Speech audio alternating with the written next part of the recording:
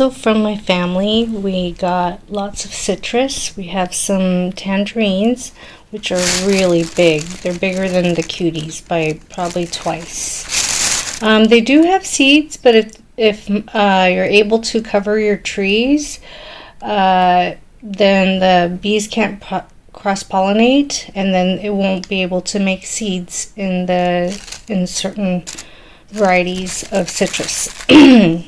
But it's okay. And then I got some big giant oranges as well. These are from my sister's tree, and I mean, that is so juicy and sweet. I love it. You can use it to juice, or you can just eat it and just spit out the seeds. And also great for fighting against scurvy is this pomelo grown from my mom's house. So they have a lot of abundance because they have mature trees that they've had for years and years. So they're able to provide me with citrus in the winter. And if you've been watching my videos, you can remember that in my former video, in the fall, I usually get a ton of persimmons from my mom because her tree makes a lot, and guavas, the white variety. And in the fall through winter, we also have avocado trees. So my mom has avocado trees and I have avocado trees. So let me go out there and show you that about my avocados. Last year they didn't make as many fruit because I don't know if they're the kind that produce fruit every other year, or if it was just because last year was it was really windy and it blew off all the blossoms that would have become the fruit.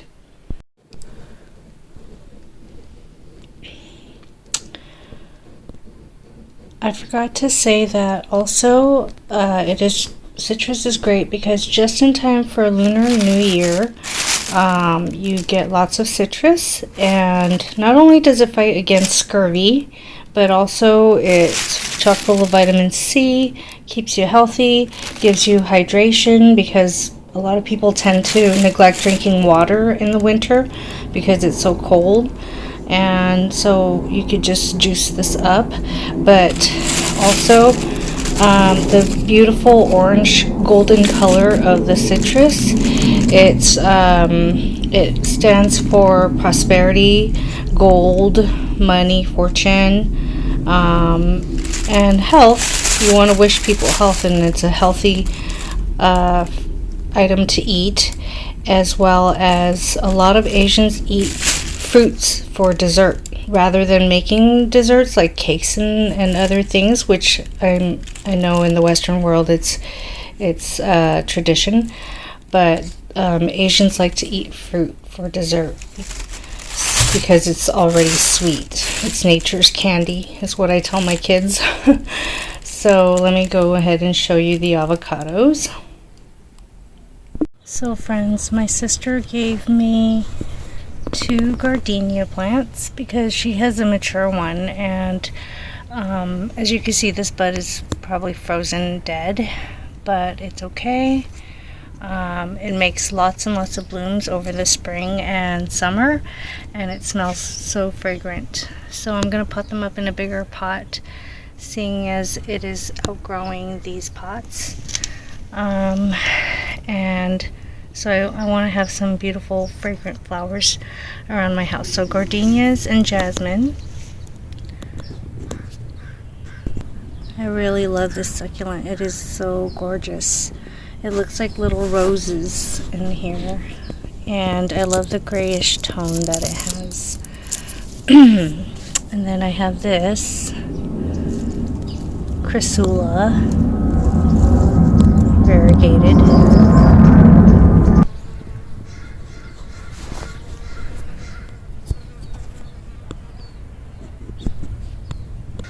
So guys, last year I had these buds on my avocado tree. Now I don't know if it fruits every other year, or because 2 years ago the fruit was such high yield that it didn't have enough energy for this year. So what's great is this year I have a ton of buds all over, except this morning it was really windy, and 3 days ago it was really windy, and that's another problem, is that the wind knocks off the blooms and then it doesn't get the chance to fruit. Right now there are bees buzzing all over this tree, and it's really fantastic. And hopefully it makes me a ton of fruit. Because I have so many buds. Some of the leaves died because of all the cold weather, but there are new leaves coming out as well. It's kind of looking a little bit sad, this tree, but it's okay because the blooms are right there. So this year I think it's going to be fruiting a lot if the wind doesn't harm it. In 2017 we had a heat wave of 117 to 120 degrees. In 2017 we had a heat wave of 117 to 120 degrees Fahrenheit, and we had little tiny avocados about this big ranging to up to this big, and even bigger up to about yay big as far as length goes, and about that size on its girth. And unfortunately they got burnt and then they fell off. So it's really tough to grow things, and when you successfully grow fruit trees, they provide you a lot of fruit, and even if you have a failure one year, the next year you'll have lots of growth. And what I do is it always sheds a lot of leaves, and I just throw it back underneath to mulch it.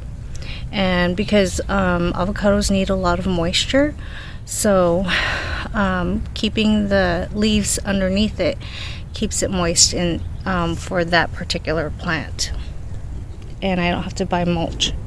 With the recent rains, I've been collecting tons of rainwater, and I just randomly water everything with it. I try to cover it up, but the wind knocked all the covers off, so I'm gonna have to put it back on.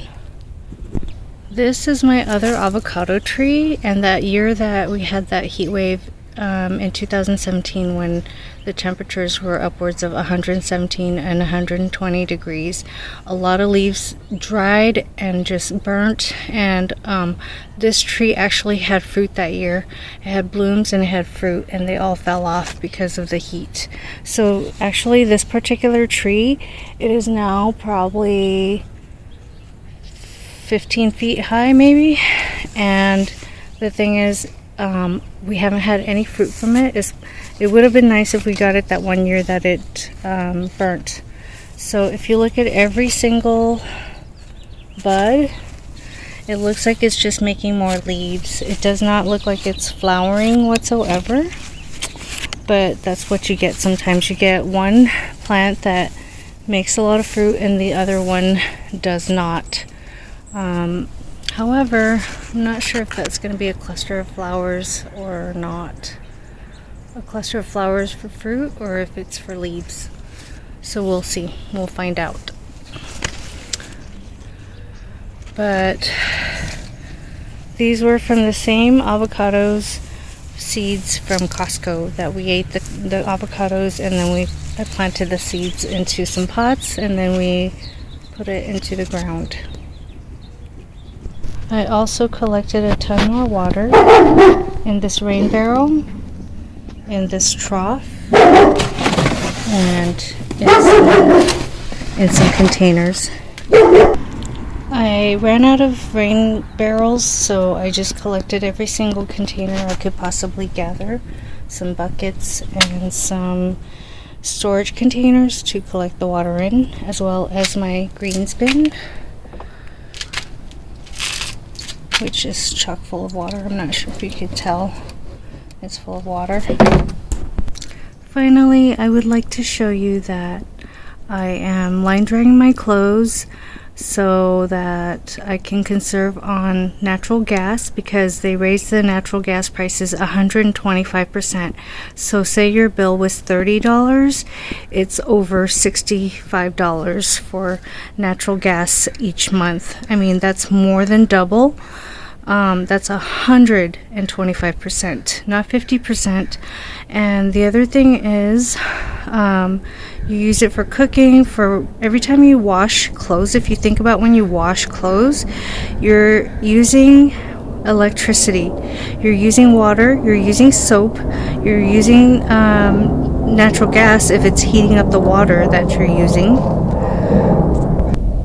So I vowed that this summer and spring I'm going to be line drying everything, because I am not going to pay those bills. And we did kind of suffer a little bit over the winter, because even though it got really, really cold, we tried not to turn on the heater as much as possible, so that we don't have such a huge bill, so that it can go more towards food.